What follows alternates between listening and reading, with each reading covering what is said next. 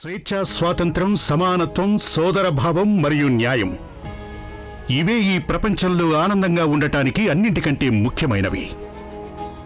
వీటి పట్ల శ్రద్ధ వహించి వీటిని ఆచరణలో పెట్టినప్పుడే ప్రజల మధ్య ప్రేమ మరియు శాంతి వాతావరణం నెలకొని ఉంటుంది. నీ తోడబుట్టిన వాళ్ళ ఇష్టాలతో పాటు నీ తల్లిదండ్రుల ఇష్టాల్ని కూడా నువ్వు అర్థం చేసుకోవాల్సి ఉంటుంది భీమా. ఈ సమాజం మనల్ని ఒక ఊబిలోకి నెట్టేసి చావుమని వదిలేసింది. దీనిలోంచి మనల్ని మనం బయట వేసుకోకపోతే ఇంకెవరు బయటేస్తారు? ఎవరు? ఈ దురాచారాన్ని ఎదిరించాల్సిన బాధ్యత మీ భావితరాల మీదే ఉంటుంది. మన కోసం, మన జాతి విముక్తి కోసం మీరు బాగా చదువుకొని జ్ఞానజ్యోతిని వెలిగించగలిగితే అప్పుడు మా జీవితాలు ధన్యమైపోతాయి. అప్పుడు ఈ నరకప్రాయమైన జీవితాల నుంచి విముక్తి కలుగుతుంది అందరికీ. భీమ్, నాన్న తర్వాత ఏం మాట్లాడలేదేంటి? నాకేం అర్థం కావడం లేదు. ఆయన నీ మాటకు ఒప్పుకున్నాడో ఒప్పుకోలేదో? భీమ్, నాన్న నీ మాట ఒప్పుకున్నా లేకపోయినా నేను నా జీవితంలో ఒక విషయాన్ని ఎప్పటికీ మర్చిపోలేను. నాకంటే చిన్నడు అయినప్పటికీ నువ్వు నా గురించి నాన్నకి నచ్చ చెప్పడానికి ప్రయత్నించావు. నేను జీవితంలో ఎప్పటికీ నాన్నతో ఆ విధంగా మాట్లాడలేను. భీమ్, నువ్వు మా అందరి గురించి చాలా చాలా ఆలోచిస్తావు. బాలాన్నయ్య, అమ్మ చెప్పింది కూడా నిజమే. మనం ఈ ఊబిలో నుంచి బయటపడాలంటే మనకు చదువు కూడా అవసరం అన్నయ్య. అలాగని ఇప్పుడు నేను నిన్ను మేళం వాయించడం వదిలేయమని చెప్పడం లేదు. అలాగే చదువును కూడా వదిలేయద్దు. నువ్వు మేళం వాయించి డబ్బులు సంపాదించగలవు, కానీ గౌరవం, నీకు గౌరవం రావాలంటే అప్పుడు నువ్వు చదువు కూడా కొనసాగించాలి. అందుకే నువ్వు మేళం వాయించు, ఇంకా చదువు కూడా చదువుకో. భీమ్ సరిగ్గా చెప్పాడు బాలన్నయ్య. భీమ్, నీకు నాన్నతో అలా వాదించాల్సిన అవసరం ఏముంది? అసలే కోపంగా ఉన్నాడు. పొద్దున్నుంచి ఏమీ తినలేదు, ఇప్పుడు కూడా తినకుండా వెళ్ళిపోయాడు. దానికి తోడు ఇప్పుడు అమ్మ అన్నం తినకుండా పడుకుంది. ఇలా జరగడానికి కారణం నువ్వే బాలన్నయ్య. అవునన్నయ్య, నీ కారణంగానే.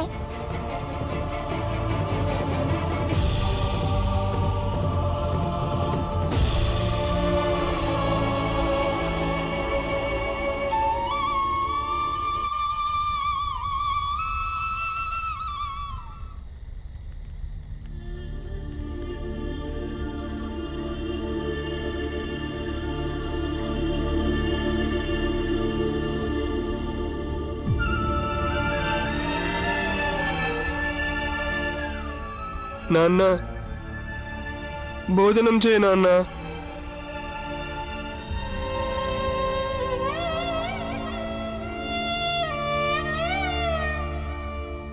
నాన్న, మీకు చదువంటే ఇష్టం, అందుకే నేను మీకు తప్పుగా కనిపిస్తున్నా.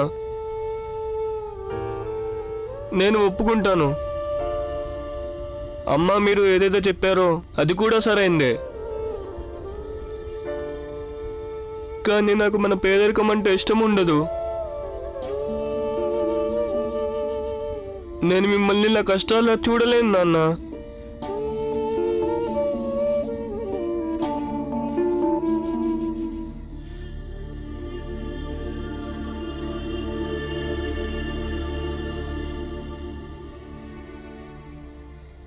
అమ్మా, పైకి లేమ్మా, లేచి భోజనం చెయ్యమ్మా. అమ్మా, నా వల్ల తప్పు జరిగి ఉంటే దయచేసి క్షమించమ్మా, కానీ నువ్వు లేచి భోజనం చెయ్యమ్మా. నేను అలా మాట్లాడడం వల్ల గనుక నీకు కోపం వచ్చి నువ్వు ఆకలితో పడుకుంటే ఇక ముందు నుంచి ఎప్పుడూ అలా మాట్లాడనమ్మా. లేగమ్మా, లేచి భోజనం చెయ్యి. భోజనం చేయండి నాన్న. కానీ ఒక వ్యక్తి చదువుకి బదులుగా కళగాని వృత్తిగాని నేర్చుకుంటే దాంట్లో తప్పేముంది చెప్పండి నాన్న. అయితే చదువుకున్న ప్రతి ఒక్కరూ మంచి మనుషులుగా మారతారని అది కూడా ఏమీ నమ్మకంగా చెప్పలేంగా నాన్న. అందుకని పిల్లల అభిరుచిని దృష్టిలో పెట్టుకోవాలి నాన్న.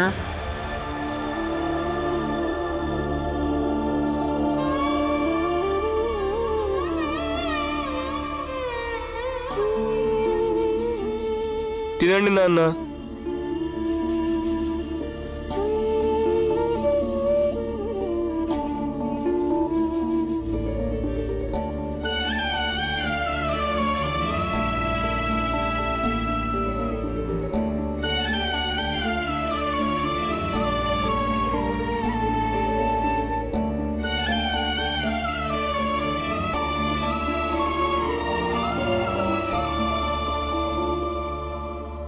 అమ్మా లెగమ్మా.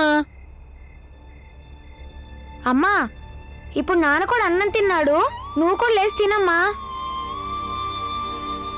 అమ్మా లెగమ్మా, ఇప్పుడు నాన్న కూడా భోజనం చేసేశారట. భీమరావ్, అమ్మతో రేపొద్దునే మాట్లాడదు గాని ఇప్పుడు మీరిద్దరూ వచ్చి భోంచేయండి. కానీ అమ్మ తినకుండా. భీమ్, అన్ని వేళలా మొండితనం పనికిరాదు. మీరందరూ భోంచేస్తే మీ అమ్మ కూడా భోంచేస్తుంది. మీరందరూ తినకుండా మీ అమ్మ ఎప్పుడైనా భోంచేసిందా చెప్పండి. రండి భోంచేద్దురు గాని. పదండి పదండి.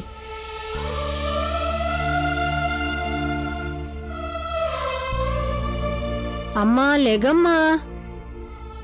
భీమా వెళ్ళి ఇక్కడి నుంచి.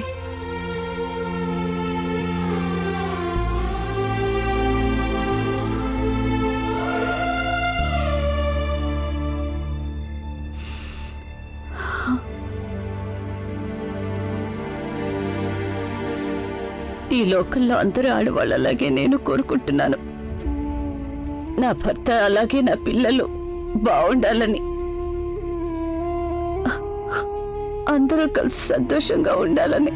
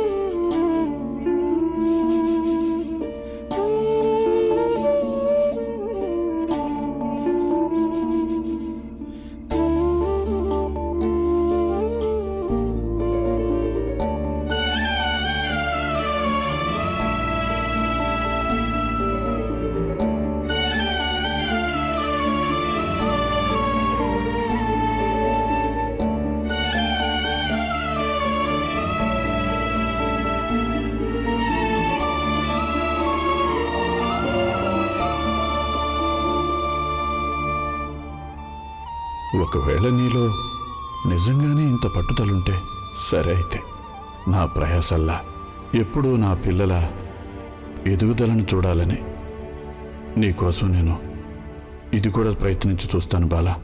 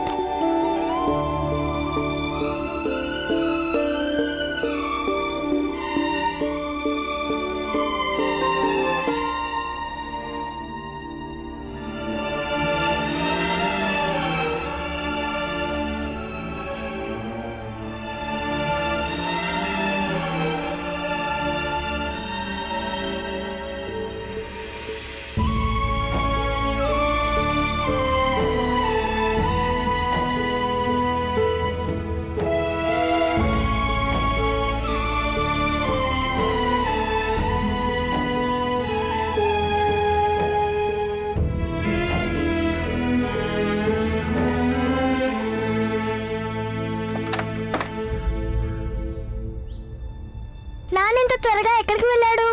నాన్నెంత పొద్దున్న ఎక్కడికి వెళ్ళుంటాడు? ఎక్కడికి వెళ్ళుంటాడు? రాత్రి బాలా భోజనం కూడా తినిపించాడు. ఇద్దరికీ కోపం పోయిందిలేని సంతోషపడ్డాము. ఇప్పుడు ఎక్కడికి వెళ్ళుంటాడు? తులసి, మంజుల రండి, అటు వెళ్ళి చూసొద్దాం, ఉన్నాడేమో. అసలు ఈయన కోపం ఏంటో నాకు అర్థమే కావట్లేదు. అమ్మా, ఏంటి? నాన్న అక్కడ కూడా లేడు. ఇప్పుడు ఈయన ఎక్కడని వెతకాలి? ఏమైందక్క? నాన్న ఇంత పొద్దున్నే ఎక్కడికి వెళ్ళాడో తెలియడం లేదురా. వెళ్ళి చూసొద్దాం పదా. నువ్వు లేచొచ్చి ముఖం కడుకో, లే తొందరగా. ఇంత పొద్దున్నే నాన్న ఎక్కడికి వెళ్ళాడు?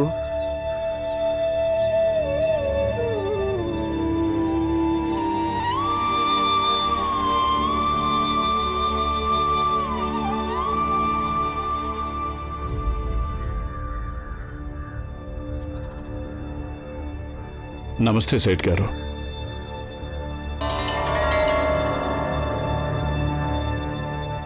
రామ్జీ సత్పాల్,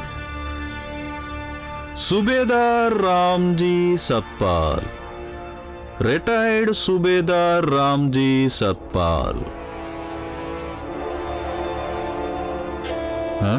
ఏంటి పని?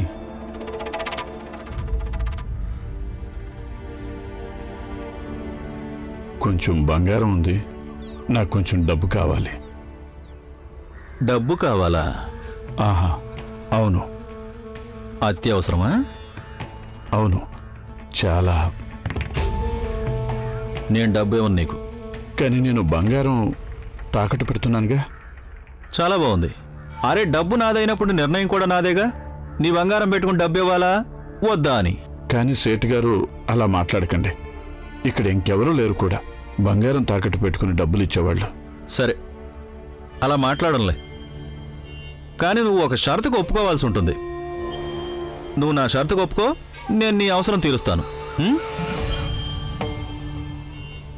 ప్రస్తుతం నా అవసరం మీరు ఏ షరతులు పెట్టినా ఒప్పుకొని తీరాల్సినంత ముఖ్యమైంది. చెప్పండి. చాలా బాగుంది. ఒక పని చేయి రామ్జీ, బయట అక్కడ ఒక చెత్తేసిన బొట్టు ఉంటుంది, దాన్ని దూరంగా పారబోసిరా.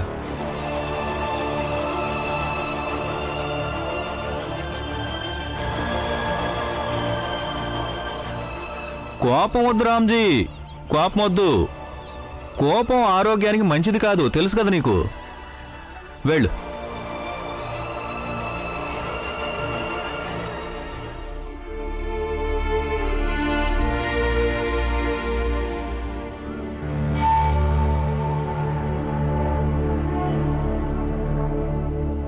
రామ్జీ, అలాగే ఆ తోక కూడా పడేసేయి.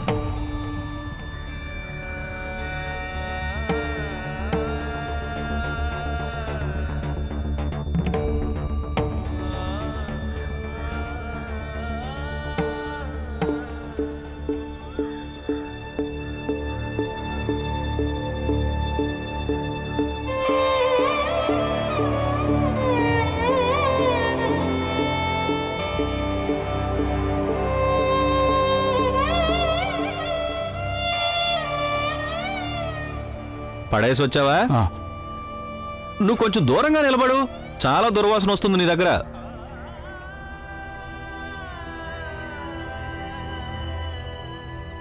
ఇకనైనా ఇవ్వండి. అరే, ఇస్తాన్లే, అంత తొందర ఏముంది.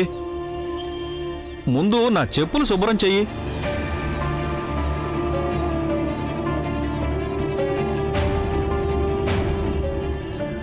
చెప్పులు శుభ్రం చేయమనే చెప్పాను, నెత్తి మీద పెట్టుకోమని చెప్పలేదు.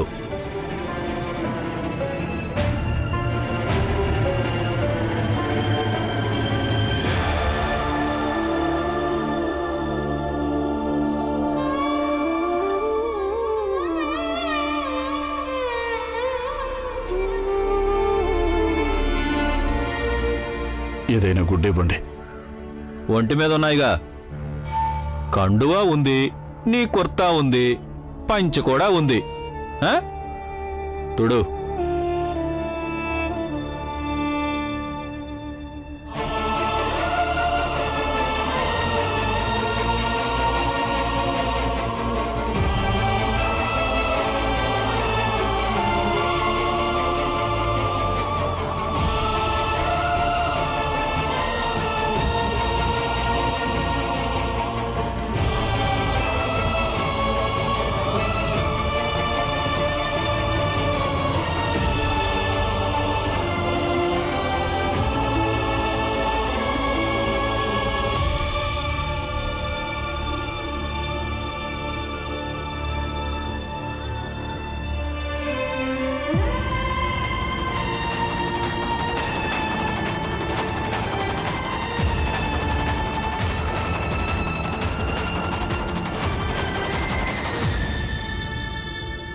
తుడిచేశాను. ఇటివ్వు, ఇలా ఇవ్వు నీ నగ.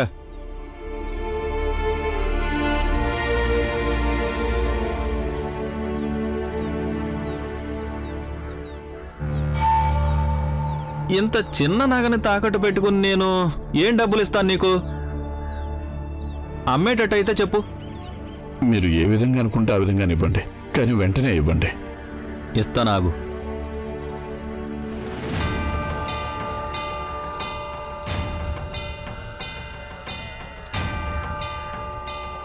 ఒకటి, 2, 3, 4. బాగుంది. కొడుకు పరిగెత్తడంలో ఫస్ట్, తండ్రి పట్టుకోవడంలో ఫస్ట్. బాగుంది. ఇదిగో చూడు, నువ్వు నాకు మాట చెప్పు. అంత అత్యవసరం ఏమొచ్చింది నువ్వు నా షరతులన్నింటికీ మాట్లాడకుండా ఒప్పుకున్నావు? అది నా కొడుకు.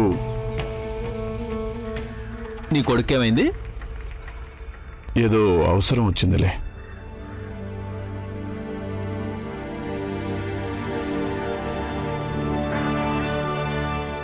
నీ కొడుకుల చదువుల కోసం ఎంత కష్టమైనా పడతావు కదూ రామ్జీ. ఆ కొడుకుల కోసం నిన్ను నేను నా కాళ్ళ మీద పడేటట్టు చేసుకోలేదనుకో, అప్పుడు నా పేరు ధన్సుక్లాలే కాదు. కనిపించారా? అమ్మా కనిపించలేదు. ఎక్కడికి వెళ్ళి ఉంటారు? ఒకవేళ పురంజన్ బాబాయ్ వాళ్ళ ఇంట్లో ఉన్నాడేమో.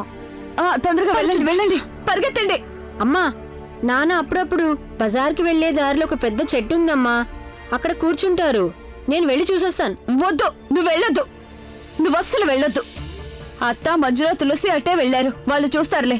నువ్వు అస్సలు వెళ్ళొద్దు, ఎందుకంటే నువ్వు వెళ్ళావంటే ఆయనతో వాదిస్తావు, మళ్ళీ ఆయన కోపం తెప్పిస్తావు. అదేంటమ్మా నువ్వు ఎందుకలా మాట్లాడుతున్నావు? ఎందుకంటే నువ్వు ఈ మధ్య ఆయనతో వాదించడం మొదలు పెట్టావు కదా. కానీ అమ్మా, నువ్వు ఈ విషయం గురించి నాకు చెప్పావు, నేను అర్థం చేసుకున్నాను కదా. బాలానే కేవలం మేళం వాయించడమే కాదు, తను చదువు కూడా చదువుకోవాలని. అలాగే ఈ విషయం అన్నయ్యకి అర్థమయ్యేలా చెప్పాము, తను అర్థం చేసుకున్నాడు కూడా. కానీ వాడు మేళాలు వాయించడం మాత్రం వదలడు.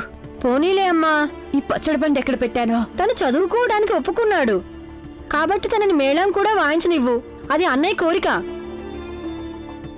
అలాగే నాన్న కూడా పాటలు పాడతారు, అలా చేయడం ఆయనకిష్టం. ఇదిగో చూడు భీమా, నువ్వు ఇప్పుడు కూడా నేను చెప్పేది నిజమేగా అమ్మా. నువ్వు నాతో కూడా వాదనకు దిగుతున్నావు. నేను వాదించడం లేదమ్మా, నేను నిజం చెప్తున్నాను. నిజమేగా అమ్మా. సరే సరే, నీ ఇష్టం వచ్చినట్టు చేసుకో. అమ్మా, నేనేమీ వినను. అయ్యో వినండి, ఆ తర్వాత ఏమైందంటే నేను తెల్లదొరతో అన్నాను, దొర ఈ కిళ్ళి తినండి అని. ఆయన కిళ్ళి నోట్లో పెట్టుకుని నవ్వడం మొదలు పెట్టాడు. అవునా? అప్పుడు నేను ఆయనతో అన్నాను, దొర ఇది నవిలితే మీ నాలుక ఎర్రబడుతుంది అని. ఇంకేముంది, ఆయన తన నాలుకను బయట పెట్టి చూసుకున్నాడు. ఇంకేముంది, బట్టల నిండా కిళ్ళి పడిపోయింది. మొత్తం ఎర్రగా అయిపోయాడు. సోదరా చూడు, ఇవాళ బాగా చల్లగా ఉంది, అందుకని టీలో కొంచెం అల్లం ఎక్కువగా వేయి, మజా వస్తుంది. ఏంటి? బాగా చెప్పావు. అందరి కోసం పెట్టమంటావా అల్లం టీ నీ ఖాతాలో? అరే చెయ్యి. అబ్బా, నీది చాలా గొప్ప మనసు, చాలా గొప్ప మనసు. అరే, ఈ రామ్జీ చేతిలో ఏదో ఉంది.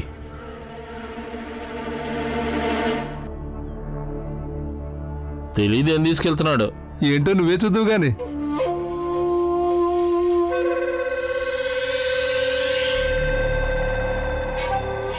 పావు పావు పావు పావు.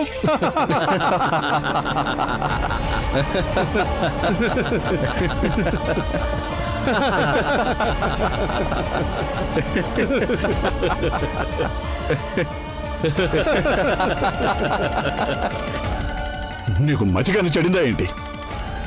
భయపెట్టి పరిహాసాలు ఆడతారా ఎవరైనా? కోపం వచ్చిందా? అయ్యయ్యో, నువ్వు ఒక పని చెయ్యి, వీటిని తీసుకొని వాయిస్తారు కదా, జిమ్ జిమ్ జిమ్ జిమ్ అని తీసుకొని వాయించుకో. మెదడు చల్లబడుతుంది.